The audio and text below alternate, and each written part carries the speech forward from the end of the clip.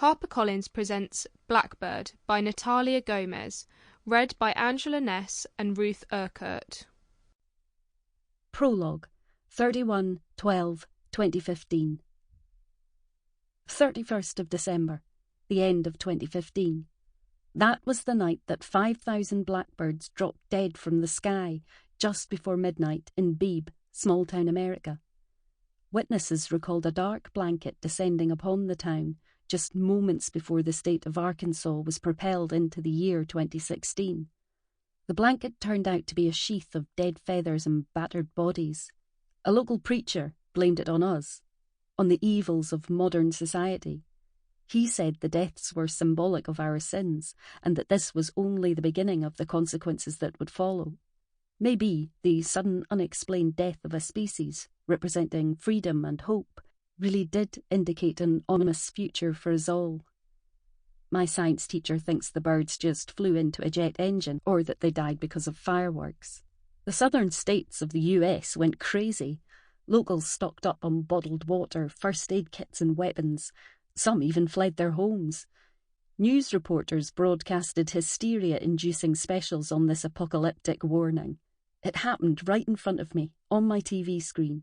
I watched it all unfold from my living room in Orkney, like some late-night television drama. But it wasn't. It was real. And it was scary. I studied the behaviour of the common blackbird in a life science class once. I wrote a paper about the history of the species and how they symbolise hope in some European cultures. Many believe birds are the epitome of freedom. Their ability to spread their wings and migrate to a better place during the darker months is something we all envy. If my sister could fly, she'd fly far away from here and never come back. But she can't fly, and I'm happy about that. The great Emily Dickinson once said so eloquently, "Hope is the thing with feathers." 31st of December 2015. That was also the last night I saw my sister alive. I lost everything that night, and I haven't been the same since. We all haven't. We used to spend every New Year's Eve together, just the two of us, but then we began to drift slowly apart, the years driving us into adolescence and indifference. For years we battled our way back to how we used to be, and we were there. We had made it. We were close once again, finding ourselves back where we started, just the two of us. We needed nothing else, no one else. We weren't just sisters. We were best friends. 31st of December 2015. We were supposed to spend this one together. It was special for us.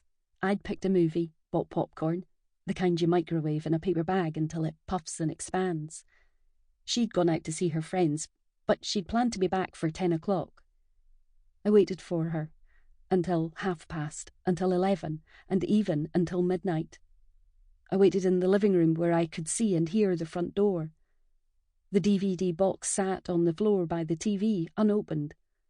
The bag of popcorn lay beside it. I waited, but she never came back. She still hasn't come back. My name is Alex. I'm 15 years old, and I don't know where my sister is, or if she will ever come back. All I know is that my sister was last seen sometime before 10 p.m.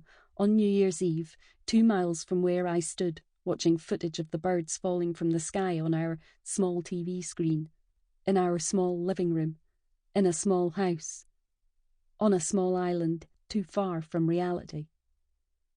They say you can sense when someone you love is in pain or has died, but I feel nothing, so she can't be hurt or dead, right?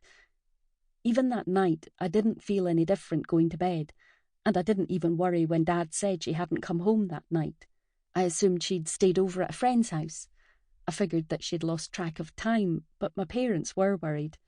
I told them not to be and that she'd be back later that day. I was wrong. She didn't come back. She still hasn't come home. After they called the police, it was in the local papers that very evening. Local girl missing. She wasn't missing. She'd just forgotten to call or something. Missing sounds like she's dead. Who called the newspaper? How do they know things before we do? I remember the doorbell ringing and walking slowly to answer it. Sample complete. Ready to continue?